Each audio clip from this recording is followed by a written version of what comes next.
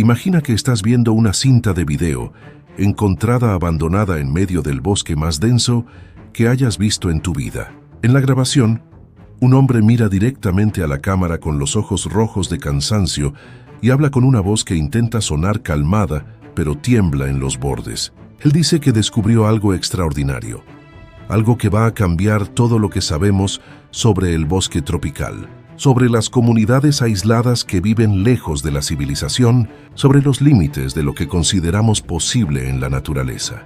Pero entonces, deja de hablar sobre su descubrimiento y comienza a describir algo completamente diferente. Él dice que hace 3 días se dio cuenta de que ya no está solo en aquella región remota donde creía ser el único ser humano en un radio de 50 kilómetros. Dice que encontró señales de presencia humana, pero no son señales normales. Son marcas que no tienen sentido, estructuras que no deberían existir ahí, evidencias de que alguien o algo está observando cada movimiento que hace. La cámara tiembla levemente en sus manos mientras explica que intentó seguir esas marcas de regreso para encontrar quién las dejó, pero cuanto más caminaba, más los senderos parecían multiplicarse y contradecirse, llevándolo en círculos imposibles que desafían cualquier lógica de navegación. Entonces revela el detalle que hace que tu estómago se revuelva. La noche anterior, mientras revisaba las filmaciones de los últimos días, se dio cuenta de algo en las imágenes que no había visto mientras grababa. Una figura humana parada completamente inmóvil entre los árboles, al fondo de varias tomas, siempre en la periferia del cuadro. Siempre en la misma posición extraña, siempre mirando directamente hacia él, incluso cuando estaba de espaldas. Esta fue la última grabación de Rafael Monteiro, un documentalista independiente de 28 años que entró en la región de Mata Funda en enero de 1994 para registrar plantas medicinales raras y nunca más fue visto con vida. Su mochila fue encontrada 4 meses después, a las orillas de un río, completamente seca por dentro, a pesar de haber pasado toda la temporada de lluvias expuesta a los elementos, conteniendo esta cinta de video, su diario de campo y una fotografía Polaroid que él no tomó. Una imagen que lo muestra a él mismo durmiendo en su tienda, fotografiado desde un ángulo que solo sería posible si alguien estuviera dentro de la tienda con él. ¿Qué descubrió Rafael en aquel bosque? ¿Quién o qué estaba observando y documentando a él, mientras él creía estar documentando la naturaleza? ¿Y por qué las autoridades que investigaron el caso, eventualmente, sellaron todos los archivos relacionados con la desaparición con una clasificación que impide acceso público por 50 años? Antes de continuar con esta historia que te va a dejar cuestionando todo, cuéntame ahí en los comentarios, ¿desde dónde estás viendo este video ahora? Pon ahí tu ciudad. Quiero saber si hay alguien viendo desde algún lugar cercano a bosques densos como este, o si estás seguro en la gran ciudad, lejos de cualquier misterio como el que vamos a revelar aquí.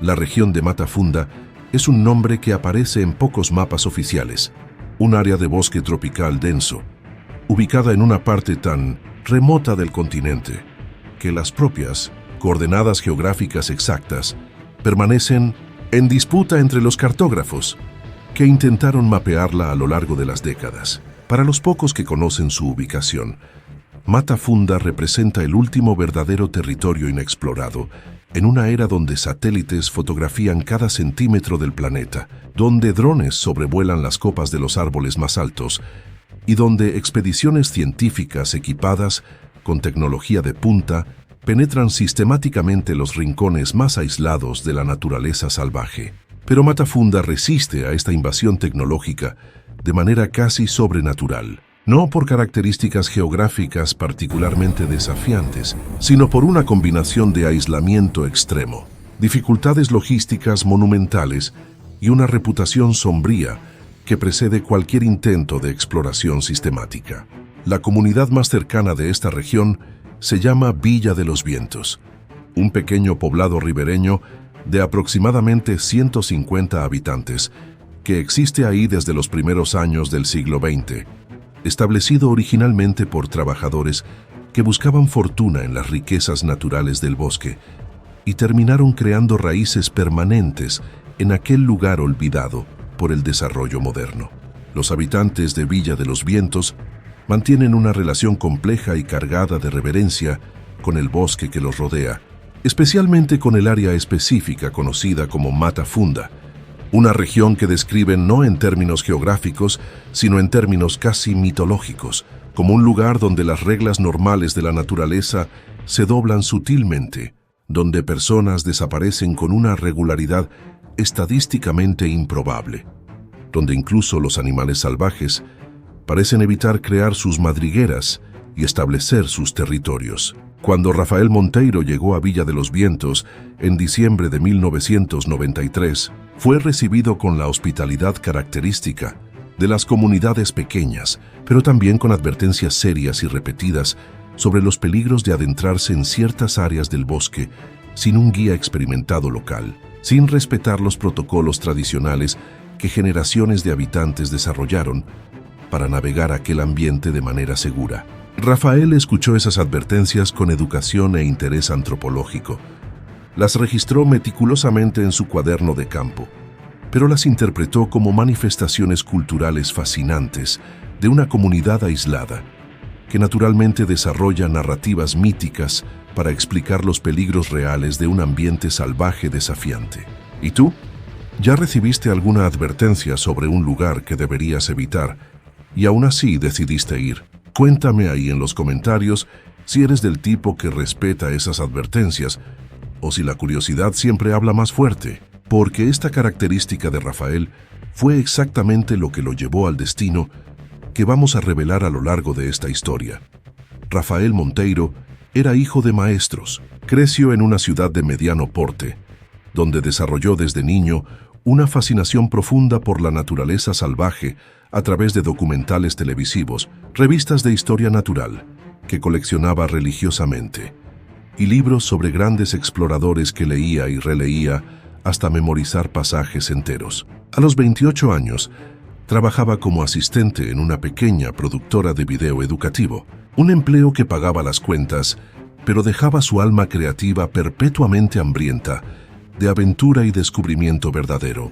Rafael ahorraba cada centavo que podía, vivía en un apartamento minúsculo, manejaba un carro viejo que se descomponía constantemente, rechazaba invitaciones a bares y restaurantes. Todo esto para acumular recursos suficientes para financiar sus expediciones personales por el bosque tropical, jornadas que realizaba durante sus vacaciones anuales y que representaban para él no solo un hobby, sino una vocación profunda, un llamado existencial que no podía ignorar incluso cuando amigos y familia le aconsejaban ser más práctico y menos soñador.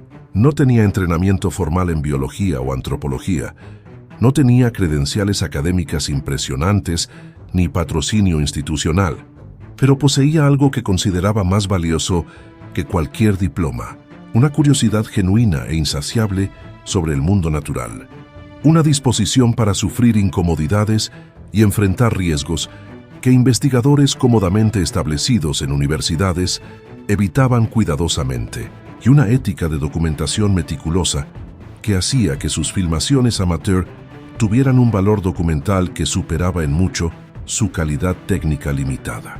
Rafael había leído sobre Mata Funda en un artículo oscuro de una revista de geografía regional que encontró por casualidad en una librería de viejo, un texto breve que mencionaba la región como siendo de interés etnobotánico, debido a relatos no confirmados de plantas con propiedades medicinales únicas, utilizadas por poblaciones tradicionales extremadamente aisladas. Aquel párrafo casual plantó una semilla en su imaginación que creció durante meses hasta transformarse en una obsesión completa.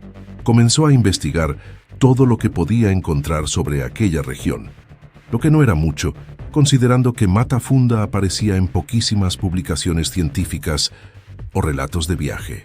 La escasez de información, paradójicamente, solo intensificó su deseo de ir hasta ahí y ver con sus propios ojos lo que aquel lugar realmente era, de ser tal vez la primera persona en documentar adecuadamente aquella área olvidada y traer al mundo conocimientos que podrían estar perdiéndose mientras él dudaba cómodamente en su vida urbana, segura y predecible. En noviembre de 1993, Rafael renunció a su empleo, vendió todo lo que poseía de valor, compró equipo de camping usado pero funcional, una cámara de video VHS de segunda mano que un camarógrafo jubilado le vendió por un precio simbólico, y partió en una jornada de autobús, lancha y caminata que duraría 3 semanas, hasta finalmente llegar a Villa de los Vientos con una mochila pesada en los hombros y un brillo en los ojos que los habitantes locales reconocieron inmediatamente, como siendo la marca de los forasteros que llegan ahí cargando sueños demasiado grandes para la realidad dura de aquella región. Ahora dime una cosa, ¿dejarías todo? ¿Tu empleo, tu estabilidad, para perseguir una pasión de estas? Comenta ahí abajo si te identificas con este espíritu aventurero de Rafael, o si prefieres la seguridad de la vida convencional, porque entender esto te va a ayudar a comprender las decisiones que tomó en los momentos críticos que están por venir en esta narrativa. Durante las 3 semanas que Rafael pasó en Villa de los Vientos, antes de partir para su expedición final, conversó extensivamente con docenas de habitantes, registrando en su diario y en cintas de audio historias fascinantes sobre el bosque, sobre las plantas medicinales que crecían en lugares específicos, sobre los ciclos naturales de los ríos y arroyos, sobre técnicas de navegación y supervivencia que habían sido refinadas a través de generaciones de ensayo y error. Pero invariablemente, toda conversación eventualmente llegaba al mismo tema, las advertencias sobre Mata Funda propiamente dicha, el área más profunda y aislada del bosque, donde pocos se aventuraban, y menos aún regresaban sin alguna historia extraña que contar. Un anciano llamado Don Tomás, un hombre de 70 y picos años con una memoria prodigiosa y una manera de hablar lenta y deliberada que confería peso a cada palabra, contó a Rafael sobre un patrón que había observado a lo largo de 5 décadas viviendo en aquella región. Dijo que el bosque tenía una manera peculiar de lidiar con personas que entraban en Mata Funda, sin la actitud correcta, sin el respeto apropiado, sin seguir los protocolos tradicionales, que no eran superstición, sino sabiduría acumulada pagada dolorosamente a través de experiencias amargas. Don Tomás explicó que aquella área específica del bosque era territorio de algo que no tenía un nombre adecuado para describir en términos modernos, algo que los antiguos llamaban los guardianes, entidades que no eran exactamente espíritus en el sentido religioso, ni criaturas físicas en el sentido zoológico, sino algo entre esos conceptos, algo que existía en el margen entre el mundo visible y el mundo invisible, protegiendo lugares sagrados y conocimientos que no deberían ser sacados del bosque por personas que no estaban preparadas para recibirlos. Rafael registró todo esto en su cuaderno con el mismo interés antropológico que registraba recetas de remedios tradicionales y técnicas de pesca, fascinado por la riqueza cultural de aquellas narrativas, pero fundamentalmente escéptico respecto a su correspondencia con cualquier realidad objetiva verificable. Una joven llamada Marina, que trabajaba como guía ocasional para los rarísimos turistas que llegaban hasta Villa de los Vientos, se ofreció para acompañar a Rafael en los primeros días de su expedición, al menos hasta el punto donde ella consideraba que aún era territorio seguro y conocido.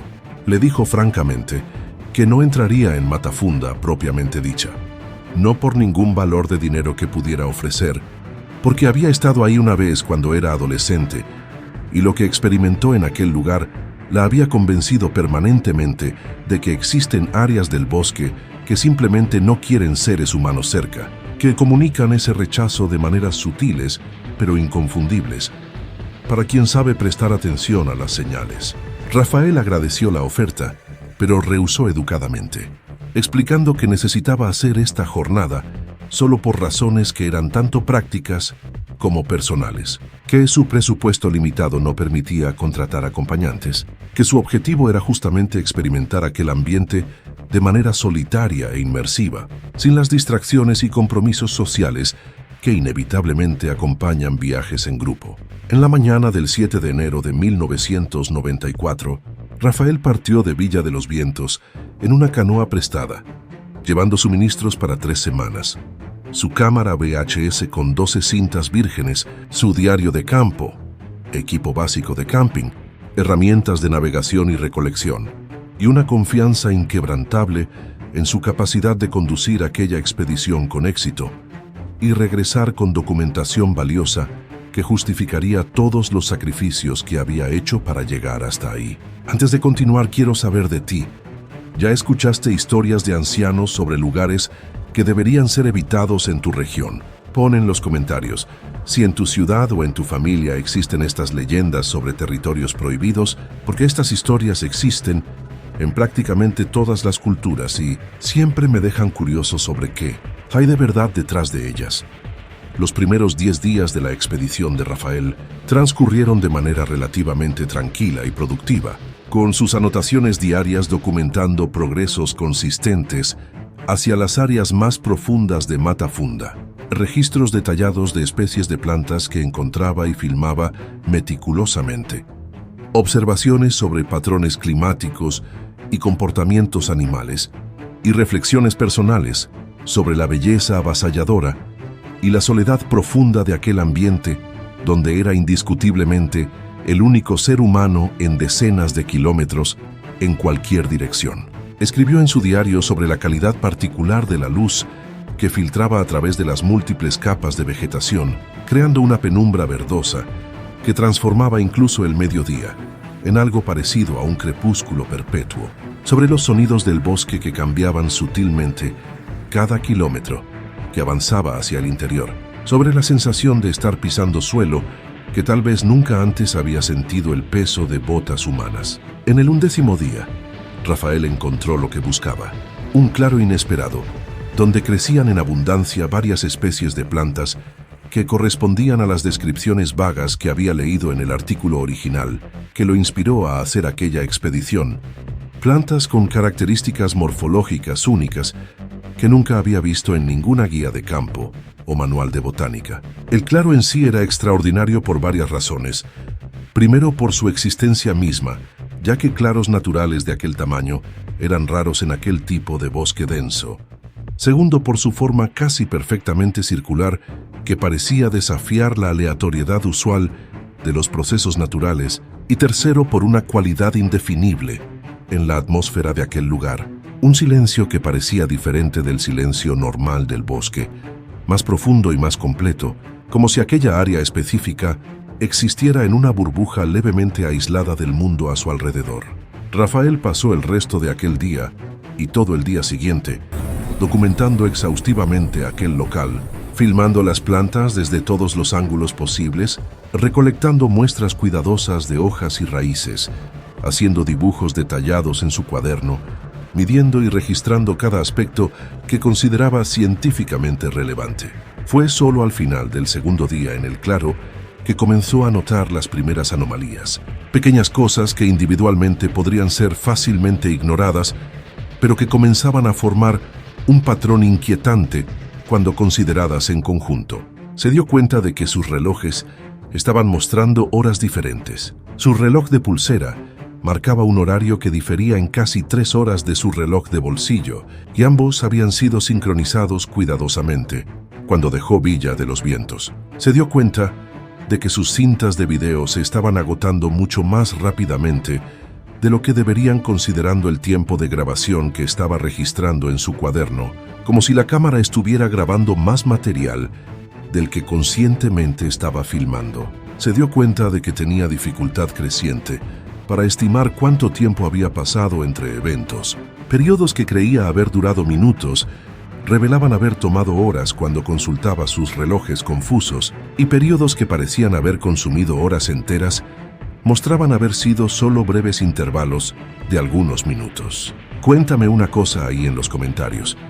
¿Ya experimentaste esta sensación de perder completamente la noción del tiempo en algún lugar? Tipo, pensabas que había pasado 1 hora, pero en realidad fueron solo 15 minutos. O lo contrario. Comenta ahí, porque este fenómeno que Rafael experimentó es más común de lo que imaginamos, y entender esto va a ser crucial para lo que viene a continuación. En el 14º día, Rafael hizo un descubrimiento que transformó completamente la naturaleza de su expedición. Encontró evidencias inequívocas de presencia humana reciente alrededor del claro, pero no eran evidencias normales o esperadas. Encontró estructuras hechas de ramas y lianas, arreglos deliberados que claramente no eran formaciones naturales, pero que tampoco parecían servir a ninguna función práctica obvia que pudiera identificar. Estas estructuras estaban dispuestas en un patrón circular alrededor de todo el claro, como si marcaran un perímetro o delimitaran una frontera invisible entre el claro y el bosque circundante. Lo que hacía estas marcas particularmente perturbadoras era su condición. Parecían viejas y nuevas simultáneamente, con ramas que mostraban signos de exposición prolongada a los elementos, pero que también parecían haber sido posicionadas recientemente, una contradicción que no podía resolver de manera satisfactoria. Rafael filmó extensivamente estas estructuras, midió sus dimensiones y espaciamientos, intentó aplicar alguna lógica o patrón matemático a su distribución, pero cuanto más estudiaba aquellas marcas, más parecían desafiar interpretación racional. Fue mientras examinaba una de estas estructuras más de cerca que encontró algo que hizo que su sangre se helara momentáneamente en las venas. Huellas humanas en el suelo húmedo, próximo a uno de los arreglos de ramas, huellas recientes lo suficiente para aún estar claramente definidas, pero con características anatómicas que no tenían sentido completo. Una combinación extraña de anchura y profundidad que sugería un peso distribuido de manera no convencional, dedos que parecían demasiado largos o curvados en ángulos improbables. Pasó horas fotografiando y filmando estas huellas desde todos los ángulos posibles, comparándolas con sus propias huellas al lado para tener una referencia de escala, intentando deducir algo sobre quién o qué las había dejado ahí. Aquella noche, acampado a pocos metros del claro, Rafael grabó un mensaje en video donde intentaba mantener un tono objetivo y científico mientras expresaba sus primeras dudas reales sobre la sabiduría de estar ahí solo. Dijo a la cámara que comenzaba a entender por qué los habitantes de Villa de los Vientos hablaban de aquella área con tanta reverencia y cautela, que había algo en aquel lugar que no podía nombrar adecuadamente, pero que ciertamente podía sentir, una cualidad de atención invisible, como si el propio bosque estuviera consciente de su presencia y evaluando sus intenciones de alguna manera que no tenía vocabulario para describir. En los días siguientes, las evidencias de presencia invisible se multiplicaron de maneras cada vez más imposibles de ignorar o racionalizar. Rafael comenzó a encontrar objetos suyos, movidos de posición mientras estaba lejos del campamento, pequeños arreglos de sus pertenencias que ciertamente no había hecho, marcas nuevas alrededor de su tienda que aparecían durante la noche mientras dormía. Lo que hacía esto particularmente desconcertante era la precisión y el cuidado aparente con que estas intervenciones eran hechas. Nada estaba dañado o destruido. Nada estaba obviamente fuera de lugar de manera caótica, pero todo estaba sutilmente reorganizado de maneras que comunicaban inequívocamente que no estaba solo en aquel lugar, que algo o alguien estaba interactuando con él y sus pertenencias mientras no estaba prestando atención, y que esta presencia invisible quería específicamente que supiera que estaba siendo observado y que su privacidad era una ilusión completa en aquel territorio. Fue al revisar sus filmaciones de los días anteriores que Rafael hizo el descubrimiento más perturbador de toda su expedición. Al ver el material grabado en su pequeña pantalla de la cámara, notó algo que no había visto mientras estaba activamente filmando. Una figura humanoide que aparecía ocasionalmente en la periferia de sus cuadros, siempre parcialmente oculta por la vegetación, siempre completamente inmóvil en una postura que ningún ser humano normal mantendría cómodamente, siempre orientada directamente en su dirección, incluso cuando estaba de espaldas a aquella posición. La figura aparecía en múltiples filmaciones de días diferentes, sugiriendo que había estado observándolo consistentemente durante al menos una semana sin que tuviera conciencia de esto. Ahora para y piensa conmigo. ¿Ya sentiste esa sensación de estar siendo observado incluso cuando aparentemente estás solo? Pon en los comentarios si crees en estos instintos o si piensas que es todo paranoia, porque lo que Rafael estaba experimentando prueba exactamente esta línea entre intuición real e imaginación hiperactiva. La última grabación de Rafael Monteiro fue hecha en la noche del 19º día de su expedición y representa uno de los documentos más desconcertantes jamás recuperados de un explorador desaparecido en bosque tropical. La grabación comienza con Rafael sentado dentro de su tienda, iluminado por la luz débil de una linterna a pilas que proyecta sombras dramáticas en su rostro cansado y visiblemente estresado. Habla directamente a la cámara, con una voz que intenta mantener calmada, pero tiembla en momentos específicos cuando menciona ciertos detalles de su situación. Explica metódicamente que decidió partir al día siguiente, interrumpiendo su expedición varios días antes de lo planeado, porque la situación se había vuelto insostenible, de maneras que no tendría capacidad de explicar adecuadamente a alguien que no estuviera ahí experimentando directamente aquellas circunstancias. Describe cómo intentó dejar el claro 2 días antes, pero descubrió que no podía, no porque estuviera físicamente impedido o perdido, sino porque cada sendero que tomaba inevitablemente lo llevaba de regreso al mismo punto después de horas de caminar en línea recta con brújula, como si el propio espacio alrededor de aquel claro estuviera doblado de alguna manera que hacía imposible alejarse de él independientemente de la dirección que eligiera. Muestra a la cámara su diario de campo, donde había dibujado múltiples mapas de sus intentos de navegación, todos mostrando el mismo patrón imposible de rutas, que deberían divergir, pero que convergían de regreso al punto de origen. Entonces menciona algo que claramente lo perturba profundamente. Dice que la noche anterior despertó en medio de la oscuridad con la sensación inconfundible de que alguien estaba dentro de la tienda con él, no solo cerca o del lado de afuera, sino literalmente compartiendo aquel espacio pequeño y claustrofóbico, y cuando encendió su linterna en un movimiento rápido y desesperado, no había nadie ahí, pero había una fotografía Polaroid en el suelo al lado de su bolsa de dormir. Una fotografía que lo mostraba a él mismo durmiendo en aquella misma posición minutos antes, fotografiado desde un ángulo que solo sería posible si alguien estuviera agachado dentro de la tienda a pocos centímetros de distancia de su rostro.